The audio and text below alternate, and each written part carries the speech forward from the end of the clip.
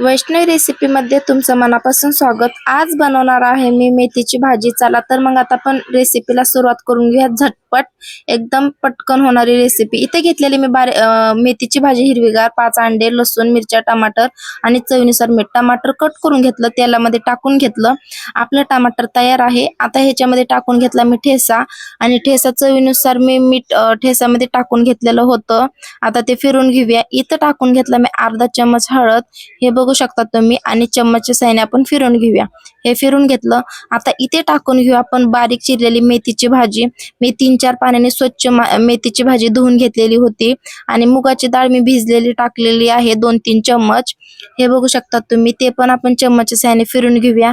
आपल्या मेथीच्या भाजीला पाणी सुटलेलं आहे। बऱ्यापैकी पाणी आटल्याच्या नंतर आपण याच्यामध्ये फोडून घेतलेले अंडे टाकून घेतले, हे बघू शकता तुम्ही, ते पण फिरून घेऊया छानपैकी।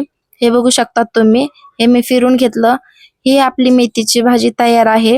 हे बघू शकता तुम्ही, किती छान दिसत आहे आपली मेथीची भाजी। चला तर मग आता आपण ताट वाढून घेऊया।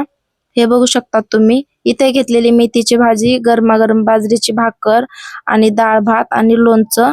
कशी वाटली रेसिपी नक्की एकदा सांगा। जर तुम्हाला हा व्हिडिओ आवडला असेल तर नक्की चॅनलला लाईक करा, शेअर करा आणि सबस्क्राईब करा। थँक्यू।